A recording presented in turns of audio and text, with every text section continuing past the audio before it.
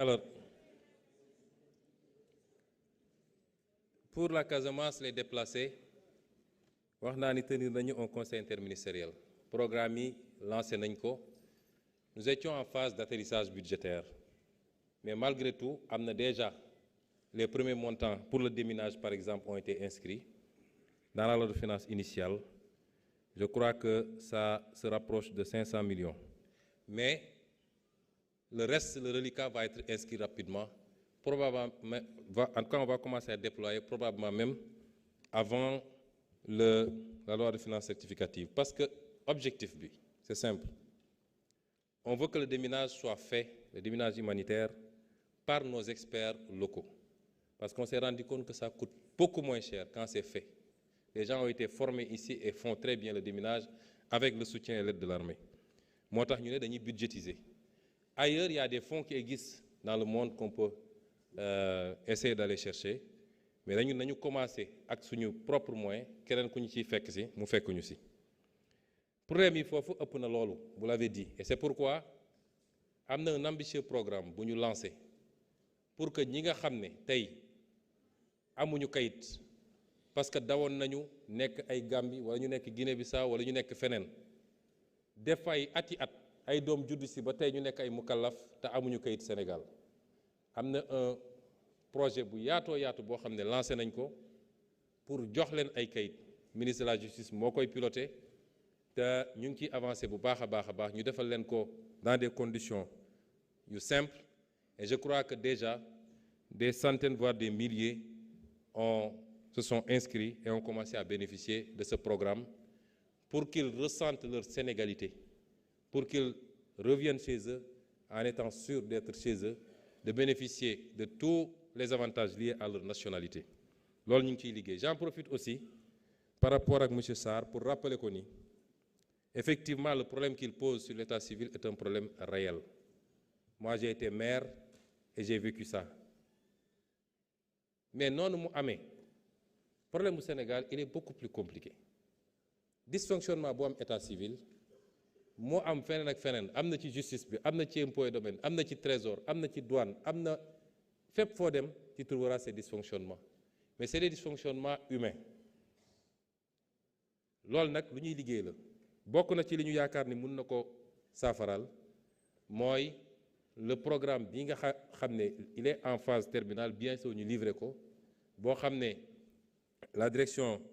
de l'état civil moo koy piloter actuellement. Je crois qu'avec la numérisation intégrale dootul am beaucoup de marge pour que nit ñi mën a def dara. Man nekkoon naa maire relevé naa officier d'état civil dàq naa officier d'état civil déposé naa plainte contre officier d'état civil parce que effectivement dañuy jël ay numéro d'état civil di ko attribuer ay nit wala di ko jaay.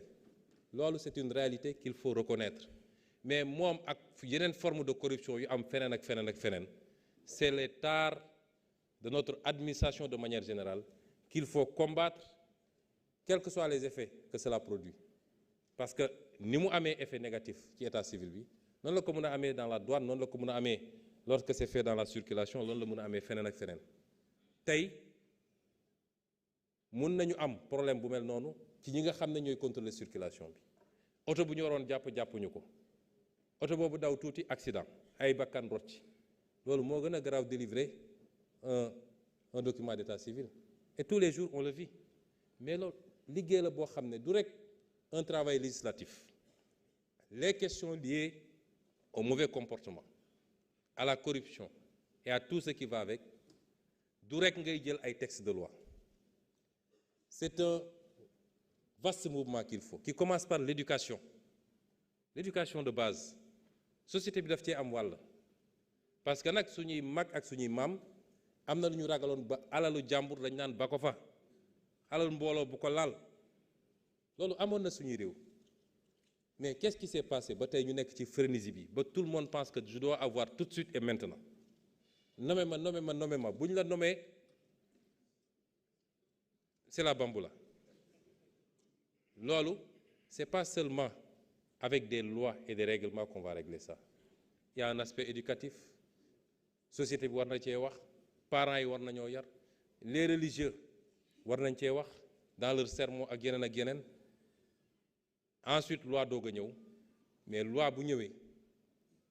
il faut l'appliquer dans toute sa rigueur parce que réew mi maslaha bu ëpp bi nag moo yàq lépp boo defee ñu ne dafa soxar mais lu ñëpp moom nga jël ko bi nga koy jël sa moroom a ngi toog à côté takk biiram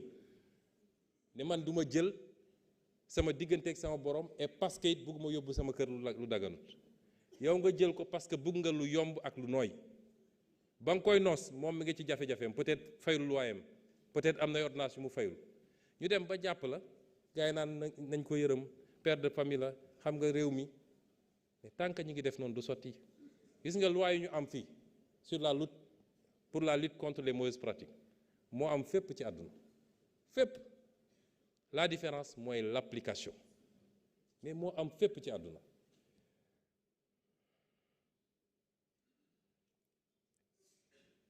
honorable député Cheikh Thioro wax na problème mu sécurité à Touba ma ànd ceeg moom te liñ ci war a def nañ ko def parce que nag cim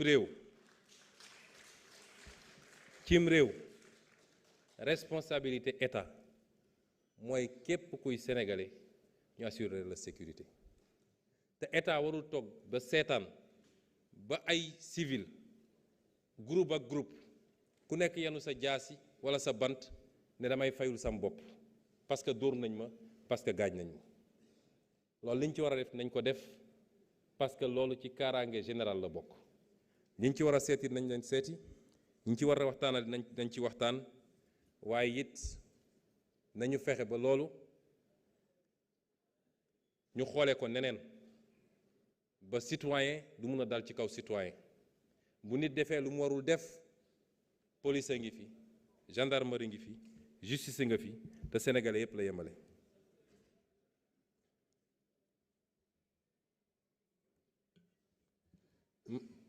Je crois que pour la diaspora jarul ma ciy waxati lu bëri xanaa kay honorable Aïcha dafa xaw a xër rek waaye léeg-léeg dañ may tooñ sax naan ma damay beral loxo diaspora bi lépp lu ñu mën a def pour que suñu mbokk yi nga xam ne sori nañu réew mi te léeg-léeg contrairement à ce que les gens pensent dund bi neexul noonu wala yombul noonu lépp lu ñu mën a def pour que ñu sentir ni seen état mi ngi seen wet dinañ ko def moo xam foofu ñu nekk ci diaspora bi moo xam ci yombalal leen dellusi bi ci réew mi moo tax am na ci programme ministère de l'agriculture benn boo xam ne ci coopérative agricole communautaire pour la diaspora la bokk ñi nga xam ne moo xam ci mbay mi wala ci càmm gi dañoo bëgg a dellu si pour liggéey seen réew. université itam dama wax noonu rek dama lim nii rek mais université Bambey mu ngi ci programme bi et en bonne place même am na programme boo xam ne pour les infrastructures de l'université de Bambey la première phase bi 5 mois deuxième phase 10 mois te lépp mi ngi ci programme d'urgence du gouvernement. Maintenant wax nañ ni université yi dafa taxaw oui lu université rek moo taxaw am na ñu ne sax entreprise BTP yi liggéeyatuñu parce que dañu bloqué les lotissements gis nga réew ñun bañuñu kenn liggéey mais liggéey bi na tegu ci yoon boo jëlee lu mel ni université yi biñ ñëwee fekk programme université yi ñu xayma ko dañ cee gis loo xam ne dafa jéggi dayoo ci li ñuy tuddee surfacturation dafa jéggi dayoo te moom professeur Sall wax na ni pour la redevabilité et surtout pour mun a assurer un bon exercice du contrôle de l'action publique faaw rek ñu dem à ce niveau-là wax naa ko léegi si nga li ma doon wax démb opposant lay wax tey ku ñu wóolu ba fal ko jaruta félicité parce que defar na tali wala defar na université daf ko war a def te defu ko ci alalu réew mi la ko defee daf ko war a def bu ko defut loolu mooy musiba bi mais da ko war a def bu ko defee ci budget bi l'impôt sénégalais yi la ñoo joxe seen dërëm ak dërëm bu demee lebi ji bor bi damay wax toujours ni bor bi l'impôt bu ñu jëlale la c'est de l'impôt différé kon lu fi gouvernement def xam leen ni si yéen sénégalais yéen a ko financé kon tàcc yu bëri yi parce que defar nañu tali wala defar nañu stade jaru ko lenn rek moo jar a laaj naka lañ ko defaree ñaata lañ ko defaree est-ce que noonu la waroon a jar ak est-ce que priorité la ci réew mi par rapport ak yeneen priorité c'est ça les vraies questions loolu biñ ko commencé ba léegi di ko xayma amul benn infrastructure bu ñu def ci 10 ans yi te surfacturation amu ci 10 ans yi nga dem ci université yi monsieur le ministre de l'enseignement supérieur dafa bëggoon a ubbi université Matam ak université Sénégal oriental ren mu def programme bi ñëw bi mu ñëwee ma ne ko monsieur le ministre doo ko ubbi pour ñaar d'abord université yi pareegul bu ñu dem ci pression yi ñuy def ba ñu def loo xam ne li muy andi ci problème moo ëpp solution yi parce que boo ubbee université bu pareegul xale yi nga fay yóbbu bés bu ne dinañ génn ne ndox amul courant amul amuñu fu ñu dëkk lekkuñu foo xam ne les campus sociaux sax pareegul te ku xam Sénégal oriental xam Matam xam ni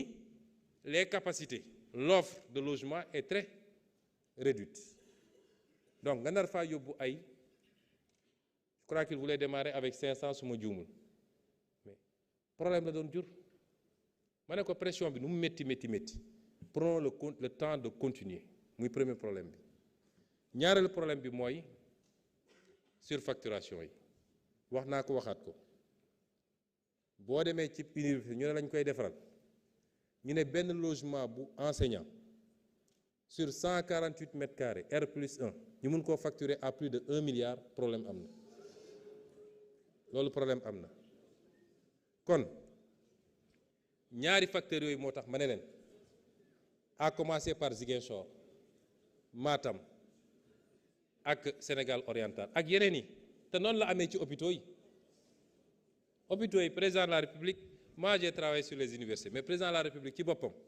moo liggéey ci hôpitaux yi biñ ci paree dafa jël note ne on suspend tous les marchés on va en annuler certains lu daroon jar benn nga jaay ko fukk loolu moo fi amoon ci réew mi est-ce que ñun dañoo war a ñëw rek bàyyi loolu continuer mais alalu réew mi nee naa leen dërëm bu ne il faut ñu xam fu mu dugg parce que loolu la ñu Sénégalais yi sas te réew mu la ko gën a def moo la ëpp résultat réew mu la ko gën a def moo la ëpp résultat ma wax ko fii parce que dama bëgg a décharger le ministre ba bu étudiants yi di wax wala bu syndicat yi di wax ñu xam ni nii la mbir yi demee foncier bi ñuy tudd mais liñ fi fekk mënuñu ko woon bàyyi mu dem nit ñi dañoo bëgg ñu bàyyi leen ñu tabax aéroport bi ñu ko pàccoo benn nit rek mun a am plus de 100 parcelles te am na ci ñu nekk fii ci assemblée bi loolu du yoon la ñu jaay mais ay hectares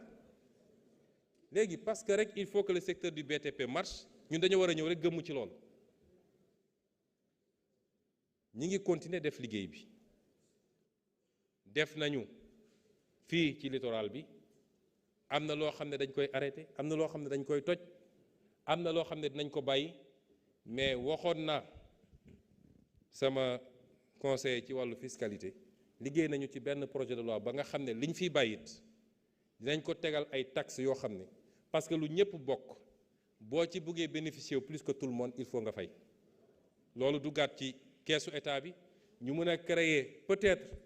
benn organisme boo xam ne uniquement c'est pour la gestion du littoral désormais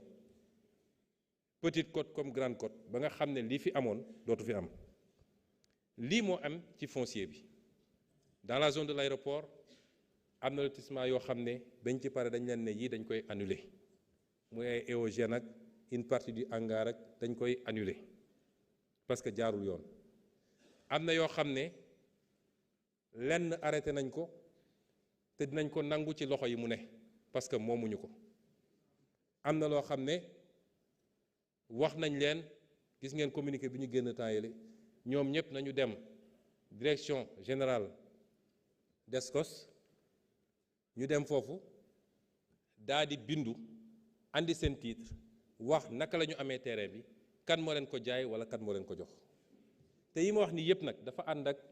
responsabilité na am yoo xam ne fii la ñëw assemblée parce que yëpp bu amee dafa am ay complicité muy donneur d'ordre yi ci wàllu politique muy exécutant yi impôt et domaine cadastre feneen ak feneen du ñëpp de mais dafa am ay complicité ndax bu CCOD di réunir ba di réunir pour autoriser ñu jaay loo xam ne loi dafa ne balaa nga koy jaay il faut mu ñëw assemblée nationale ñu autoriser ko patrimoine bâti ñëpp xam nañ ni loi dafa ne il faut assemblée nationale autoriser pour nga jaay ko ñëpp xam nañ ko tey seen président assemblée nationale bi kër gi mu war a dëkk est-ce que xam ngeen ni jaay nañ ko jaay nañ ko à 300 millions kër goo xam ne plus de 4000 mètres carrés fii ci Fann nga mun koo joxe à 300 millions ci kër goo xam ne patrimoine bâti la du terrain nu lii moo fi xewoon ceux qui parlent de problème avec la vérité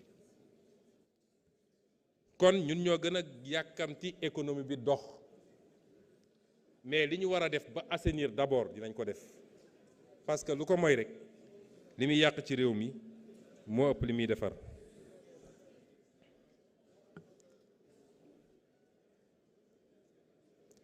wax nañu it ci càccum njur mi waaye càccum njur mi am na loo xam ne tey ministère bi nga xam ne moo koy toppatoo ak le PNJS ñu ngi koy démarrer am na lu ñuy expérimenter loo xam ne jàpp naa ni war na am résultat ci càccum njur gi waaye am na leneen loo xam ne loolu nag day dépendre ci li ñuy liggéey ak les ministres concernés ministre des forces armées ministre de l'intérieur peut-être même envisager carrément dem ba am ay brigades yoo xam ne dañ leen spécialisé ci lépp lu jëm ci càccum njur les questions politiques mon ex-collègue qui a eu la chance de ne pas avoir été radié Birima Mangara wax na ci li jëm ci bulletin unique bëgguma dugg ci détails yi parce que mbirum élection toujours lu ñuy diisoo la moo tax ma ne je ne vais pas trop développer waaye su ma nee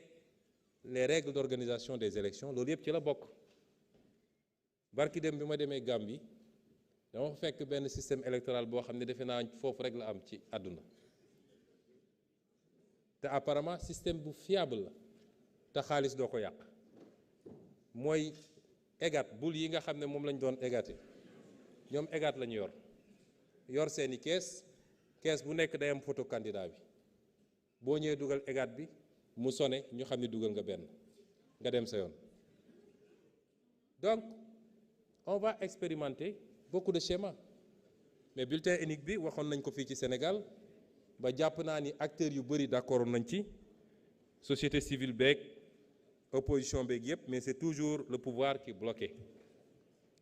ak yeneen yi nga xam ne ci la ndax wax naa lu jëm ci statut de chef de l'opposition wax naa ci lu jëm ci nu mu tuddati le financement des partis politiques ak yeneen yoo xam ne lu ñu war a discuter la waaye li jëm ci institution yi je crois que honorable Tafsir Thiaw moo ko posé Tafsir Thioye je n'ai pas évité ces questions li ma bëgg a wax ci réforme des institutions mooy lu ñuy déposer la ci table de l'Assemblée nationale le moment venu te gëm naa ni soreetul lépp loo xam ne engagement la quand le président Diomaye dans son programme avait parlé de vice-présidence il était évident que même suñ koy def mënu nekk ci mandat bi parce que le vice-président doit être élu à ticket avec le président donc prochaine élection présidentielle rek éventuellement la mën a am est-ce que l'idée est pertinente est-ce qu'elle est bonne chacun d'entre nous mën na ci am son avis pour le renforcement des attributions du Premier ministre mun naa la assurer ni lañ ca war a def nañ ko def et vous aurez quelque chose sur la table de l'Assemblée nationale Inch'Allah, bientôt. Et sur toutes les autres questions liées aux institutions, nous n'avons pas de problème. Nous assemblée tous les mois, il y a la Constitution qui dit simplement que l'Assemblée nationale peut entendre à tout moment le Premier ministre et les ministres. Il y a la loi organique qui organise l'Assemblée nationale, bu ñëw ne man dama bëgg Premier ministre ñëw tous les mois. Ça, c'est la loi organique. Mais la Constitution a dit que le Premier ministre et les ministres peuvent être entendus à tout moment et peuvent se faire représenter. Donc, à chaque fois que l'Assemblée nationale aura besoin de parler au gouvernement, le gouvernement sera devant vous pour vous parler. À chaque fois. Il suffit d'en formuler la demande.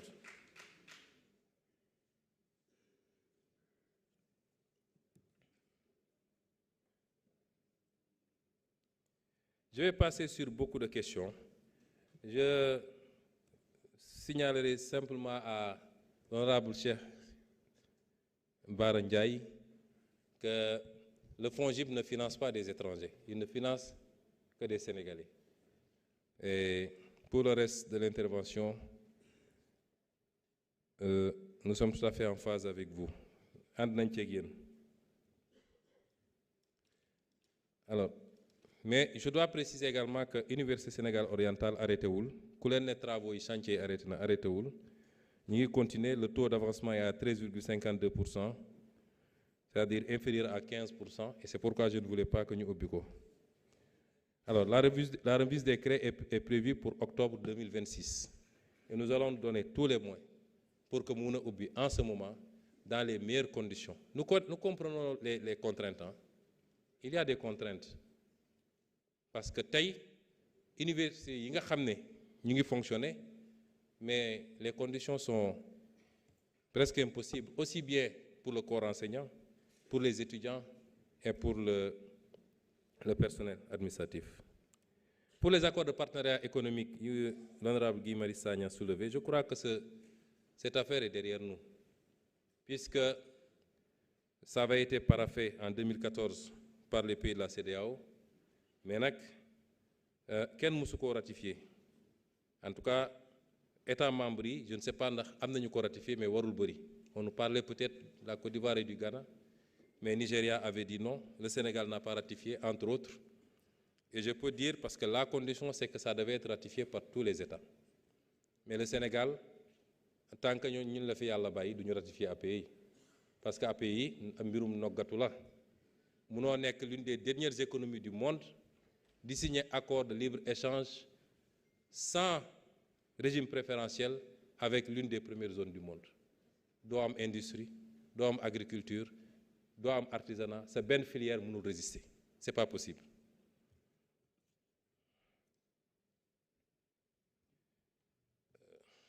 Pour la réforme du franc CFA qui a été posée, vous savez, souvent on pose le débat du CFA avec beaucoup de passion. Nous, sur une position de claire, on est logique avec nous-mêmes. Nous avions toujours dit que le CFA tel qu'il était ne correspondait pas aux besoins réels de notre pays. L'outil monétaire, avec l'humour de Djering, nous ne avec le CFA tel qu'il est. Je ne vais pas entrer dans des développements techniques, on avait dit qu'il faut que ça soit réformé. Si nous sommes dans le cadre de l'UMOA, parce qu'il y a énormément d'avantages à être dans ce cadre-là. Énormément. Mais il y a des inconvénients. Puisque nous sommes des panafricains, et le panafricanisme commence par les espaces communautaires. Nous ne sommes pas des gens qui nous sommes des ne leen lii ak lii ak lii baaxut bu dee ñoom d'accord nañ ci ak ñun ñu dem vers cette direction mais on reste dans la zone bu dee nag d'accord uñu si am nañu sañ-sañu demal suñu bopp biñ ñëwee gis nañ ni am na liggéey bu ñu commencé tey BCEAO la BCEAO continue à travailler sur la poursuite des réformes du CFA. Parce qu'il y a eu la réforme de 2019. Mais jusqu'à présent, l'accord de ratification bi nga xam ne andi nañ ko fii Assemblée nationale. Monsieur le Président de l'Assemblée nationale, peut-être que da ngeen jeex ci seeni archives ba xam accord boobu andi nañ ko fii ci Assemblée nationale mais kenn ratifié gu ko. La réforme de 2019 déjà, qui était une avancée. Mais nous tous, on avait dit bien, mais peut mieux faire. Alors, tey jàpp naa ni il faut réactiver ça et que l'Assemblée nationale ratifie ko rapidement. Accord boobu supprimé woon na le compte d'opération et l'obligation de centraliser nos réserves en France. C'était déjà une très grande avancée. Ensuite, accord boobu génne woon na les représentants français yi nga xam ne dañ doon siéger dans les organes de la BCEAO et au niveau de la commission bancaire. kon jéego la woon. léegi nag fii ñu toll nii bokk na ci li nga xam ne won nañ ñu ko ñu gis ko mooy turu koppar gi. xam na lu ci nit ñi liggéey ba am ay propositions yu ñu def yoo xam ne pour man ça va dans le sens bi ñu bëgg ndax ay tur la yoo xam ne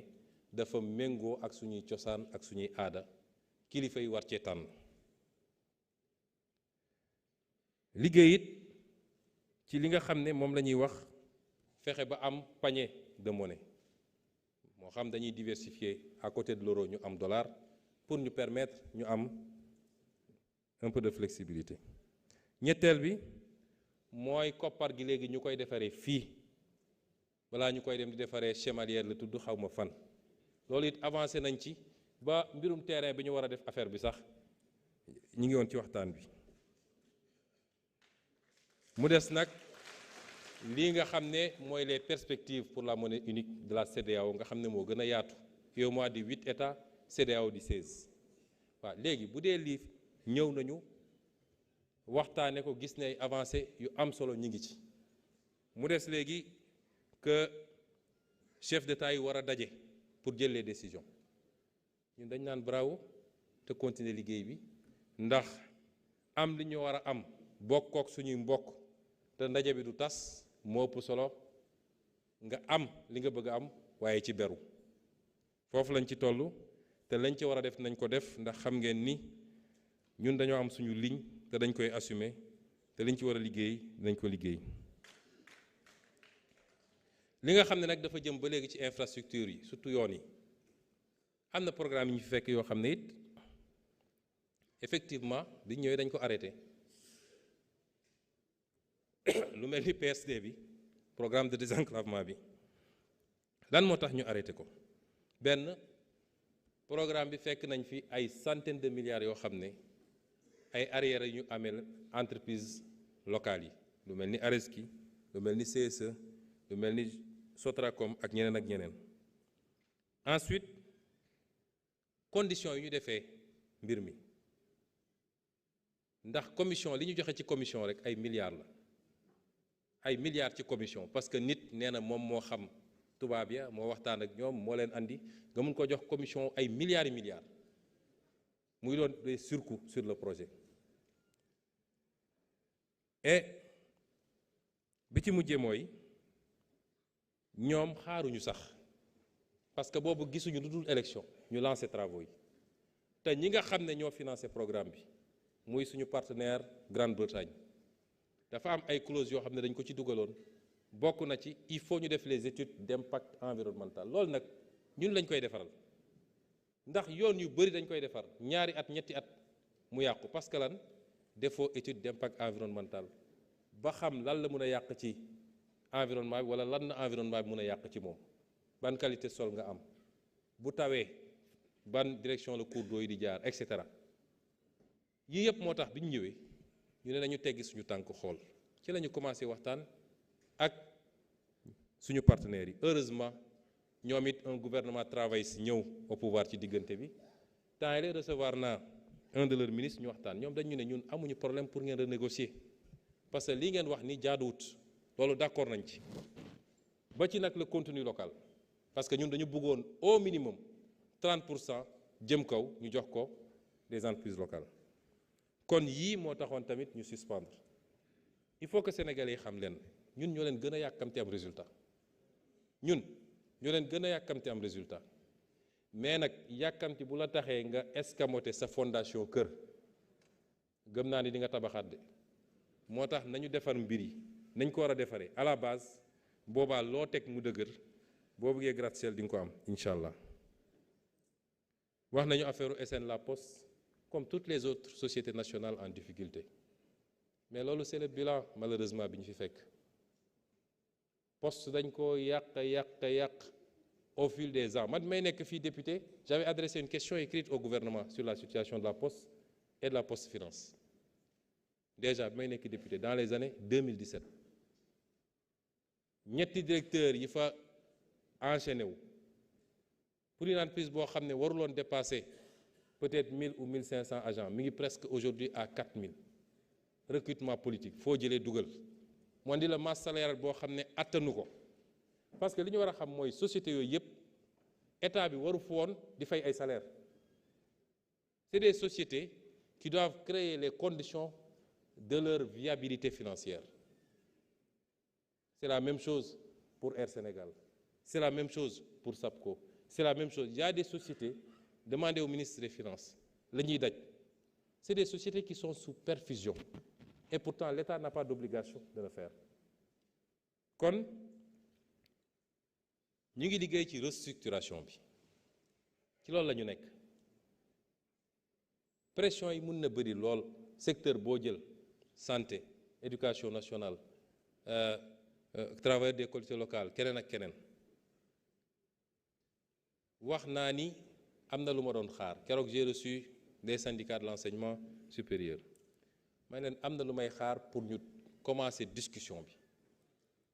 dajale syndicats yëpp ñu waxtaan parce que ni ñuy waxee rebasing budgétaire noonu laa bëggee ñu def rebasing social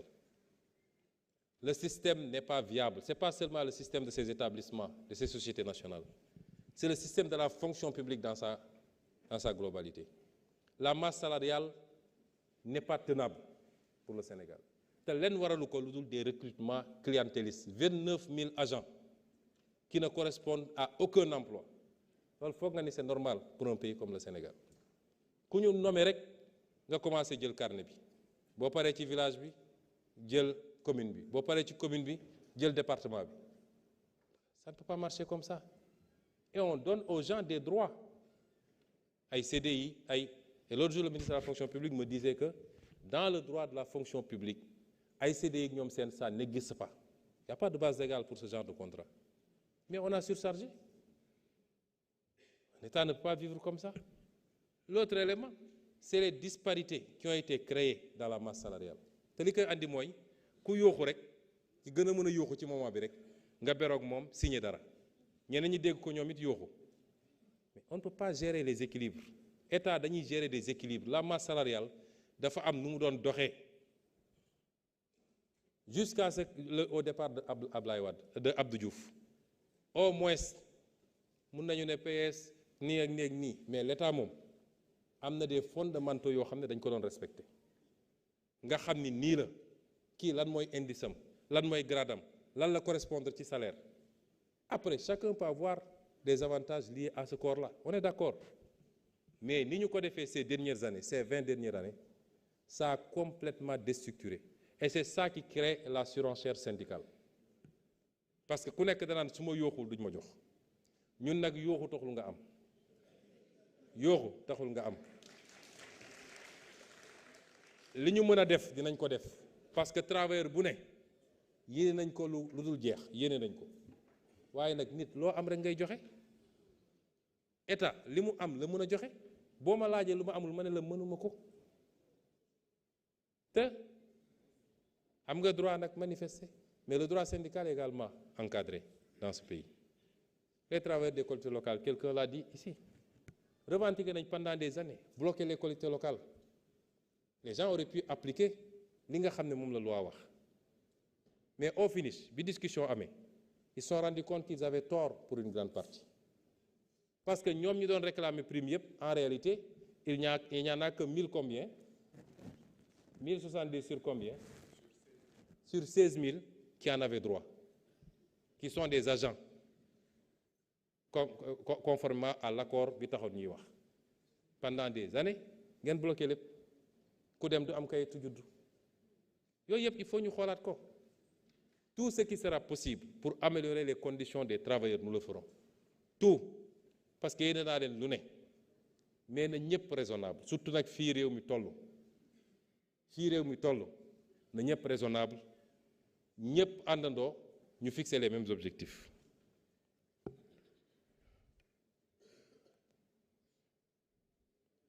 Maintenant pour la question du logement, les loyers. Vous savez, le loyer est consubstantiel, le problème du loyer est consubstantiel à la question de l'accès au logement. Qui mënul accéder au logement mooy louer. Maintenant c'est exacerbé par un phénomène mooy quand tout le monde prend la même direction parce qu'il faut venir à Dakar. C'est ça le problème du loyer. Moo tax les solutions qu'on y apporte c'est d'abord cette approche de polarisation. Parce que soo fexee ba Sénégal fu ne am pôle boo xam ne mun na téye lu bëri ci ñi fa bokk defe naa mariirandoo bi dem benn place dina wàññeeku. Deuxième bi mooy l'accès au logement social. Le ministre de l'Urbanisme est en train de faire un bon travail. On a 500 000 logements sociaux identifiés ni war nañoo fexe ba am ko dans les années à venir. Il y a tout un programme bien ficelé qui m'a été présenté récemment boo xam ne am nañu yaakaar ni dina ci mën a dem boo ci boole nag ce qu'on va faire pour l'accès au foncier. L'accès au foncier xam ngeen lu loi wax mooy sénégalais bu ne war naa mën a bind dem domaine bind déposer man maa ngi tudd Ablaye Ndiaye maa ngi dëkk fii yaroo fi màggee fi am naa nangam ci at waaye musuma am lopin de terre bu ma dëkk ñu enregistrer demande yooyu bu ñu nee lotissement administratif am na je ne parle pas de lotissement privé lotissement administratif bu amee dañu ne bi CCOD pare dañu war a réunir une commission bii jël tous les demandeurs ñu xool ay critères yu ñuy établir ñu seet ñan ñoo gën a remplir critères yooyu pour jox leen ay terrain mais loolu amul fii gis nga fii lotissement bu amee gars yi ay quota la ñuy jël quota ci kaw lay commencé nag ba ci directeur yi quota kii il faut mu am tant de parcelles kii il faut mu tant de parcelles jabaram il faut mu am temps mindaanam nañ ko may benn ainsi de suite ainsi de suite. Il faut ñu xoolal li ñu annulé ci mbuurkat est-ce que xam ngeen ni am na ay autorités yoo xam ne ñoom rek amoon nañu fa des centaines d'hectares mbuurkat bi centaines d'hectares laa wax yooyu yëpp bu ñu ko couplé boole ko plus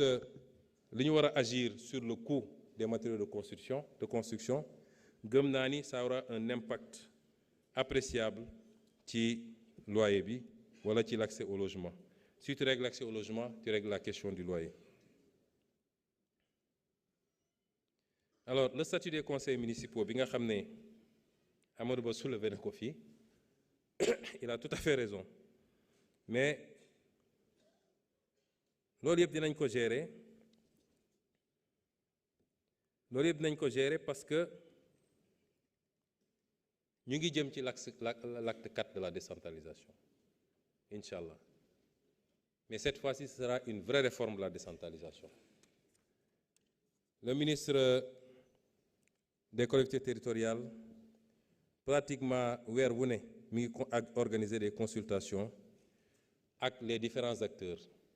di waxtaan ak ñoom ci les axes majeurs yi nga xam ne mooy la fonction publique locale, le statut des conseils municipaux, la place du quartier. Et surtout, la vraie question, moi, le financement des collectivités locales. Nos collectivités locales ne sont pas viables parce que le mode de financement n'est même pas obsolète, il n'est pas bon. Parce que li andi loolu mooy Sénégal dañoo bëgg a décentraliser mais le pouvoir exécutif comme moom moo doon écraser lépp danaan je ne veux pas que des gens émergent politiquement par ce qu'ils vont faire dans les collectivités. gis nañ ko fii ci yenn mairie bi mu amee.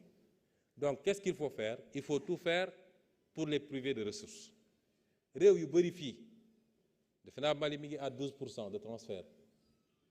Maroc dépassé na 20%, ñun mënaguñu egg 5% de transfert. Donc il faut une véritable politique de financement des collectivités locales par des transferts d'un certain nombre d'impôts, par l'accroissement également des autres transferts, fonds d'équipement, fonds de concours, etc., mais aussi leur permettre de manière beaucoup plus fluide de pouvoir recourir même au marché pour réaliser un certain nombre de choses. On va aller vers un acte 4 qui prendra en compte toutes les préoccupations que vous avez soulevées.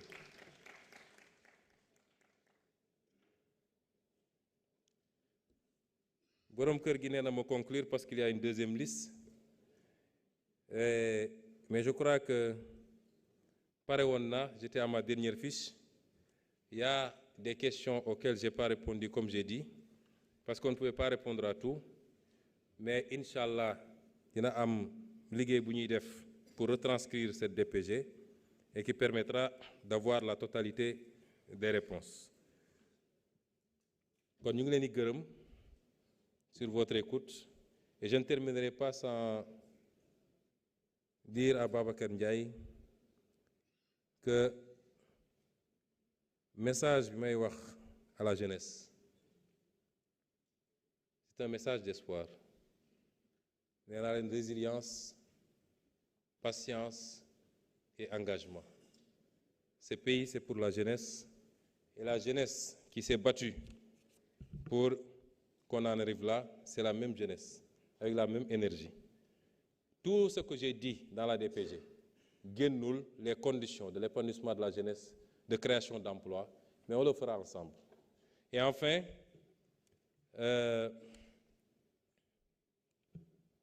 réitérer que nous sommes ouverts à ces débats-là. Moi, je n'ai jamais fui le débat à l'Assemblée nationale. Je conclurai par là où j'ai démarré. J'aurais aimé trouver... J'ai jamais eu peur du débat et j'avais proposé même à l'un des députés qui n'ose plus venir à l'Assemblée, xamoon naa ni tànkam ak jaan gi duñu daje fii ci Assemblée nationale. Mais je réitère toute notre disponibilité, autant que vous le voudrez, à ce qu'on débatte, mais débattons utile, débattons sur des bases solides et sérieuses, parce que le pays a besoin de ça. Je vous remercie.